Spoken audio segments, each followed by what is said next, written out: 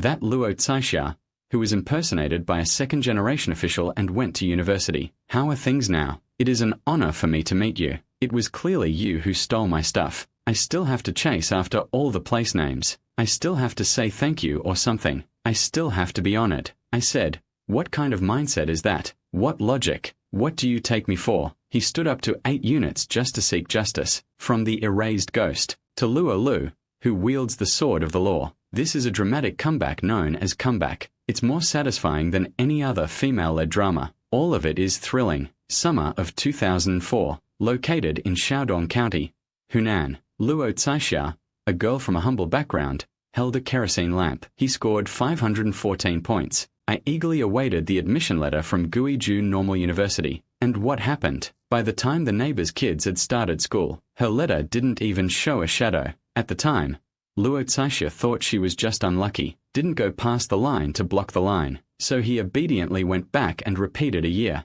But who would have thought, at this very moment, on the campus of Guizhou Normal University, hundreds of kilometers away, another Luo Caixia is living a life that should have belonged to her. The replacement was Wang Jiajin. She was Luo Caixia's classmate. Wang Jiajin's college entrance exam score was only 335 points. That score was out of reach for undergraduates back then. You can't even touch the edge of the specialized school. But he still has a good father. Wang Jiajin's father, Wang Zhengrong. At that time, he was the political commissar of the Ronghui County Public Security Bureau, holding the key to power. They began to open the door wide for convenience. He first settled with the homeroom teacher, got information about Luo Caixia. Next, they forged the household registration transfer certificate. He even personally pretended to be Luo Fu. I went to the school to pick up the notification letter. To make it more realistic, Wang Zhengrong is even in the archives. Put Wang Jiajin's mother's name. It was changed to Luo Ronghua,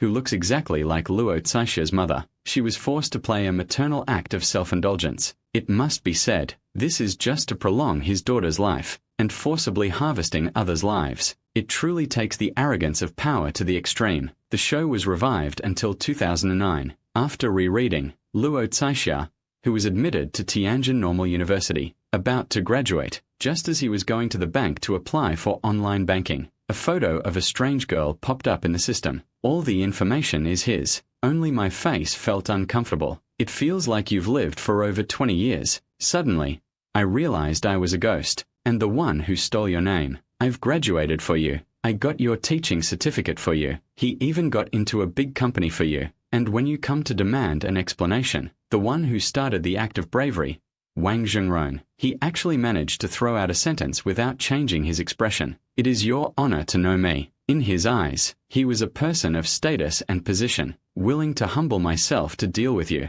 Those are gifts given to you. He even suggested that Luo Caixia change her ID number herself. He said he could help him with the facial procedures. Quickly obtain the teacher certificate. The condition is to keep silent about appointments. This is not mediation. This is nothing short of a second murder. They're fighting against the instinct of justice. Luo Caixia refused the so-called goodwill. He knew this well. Once compromised, he would have to live in the shadows for the rest of his life. So, in March 2009, he issued a petition, including the women of the royal family, Shaodong No. 1 Middle School, County Education Bureau, 8 units, including Guizhou Normal University. They are all out. In court, the defendants began to stage collectively a scapegoat-shifting drama. The school said it hadn't leaked any information. That is the teacher's personal behavior. The university said it was also a victim, deceived by fake materials. And what I feel most is, Wang Zhengrong's lawyer, he actually played the tragic card, saying Wang Jiajin is now notorious. The right to love is gone. The family was heavily in debt. This is quite interesting. A robber broke into your house and stole something. After being caught, he actually cried and complained. Because of stealing, his reputation was ruined, and blame you for calling the police. This logic, even Boston Dynamics' mechanical dog would probably crash its program just hearing about it. August 2010. The case was resolved through litigation mediation. Luo Caixia received 45,000 yuan in compensation. To be honest, this money and his 5 years of youth were stolen. The hardships of repeating a year, the torment of defending your rights. It was just a drop in the bucket. But Luo Caixia didn't dwell on the numbers. He understood. This clarity stems from deeper pain. He said, I'm just too tired. I am not capable of facing a prolonged battle. This is a truth. It's also a harsh remark. He has exposed the underlying nature of ordinary people's rights defense. Justice comes at a cost, and villains are often best at draining your money. But the most exciting plot often comes in the latter half.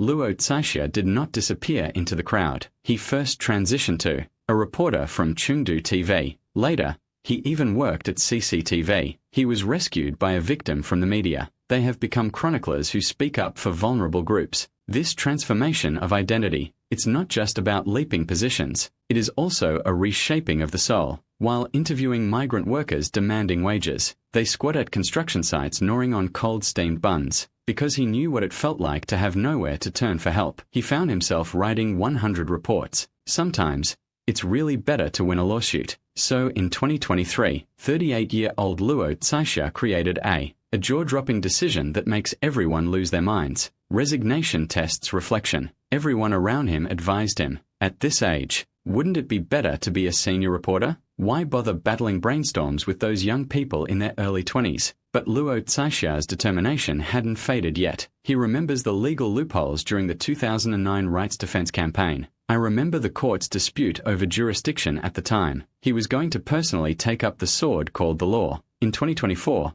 he passed the bar exam with high marks. In April 2025, he officially became a lawyer. The first case he took on was helping someone deal with an imposter named Ding Ding. This is simply an echo of fate. When he put on his lawyer's coat, the moment you polish your lawyer's badge, that girl who was poisoned by the oil lamp in 2004, that one in front of the bank counter in 2009, graduates trembling with fear. Finally, at this moment, he completed a self-redemption spanning 20 years. Some say Luo Caixia is an indestructible cockroach, but he himself was very clear-headed. He said that if the system could correct errors in time, he could have been a teacher, living an ordinary life. The so-called comeback. Often, it's an ordinary person who is cornered into a dead end. He had no choice but to become a Superman. Looking back over these 20 years, Luo Caixia goes from being a victim whose life has been stolen, becoming a journalist who records the truth. Eventually, he became a lawyer defending fairness. Life may have given him the worst possible start, but he insisted on his own. It wrote the most straightforward ending. So, stop complaining about life's injustice. Look at Luo Caixia. As long as you haven't given up. But this game of chess wasn't over yet.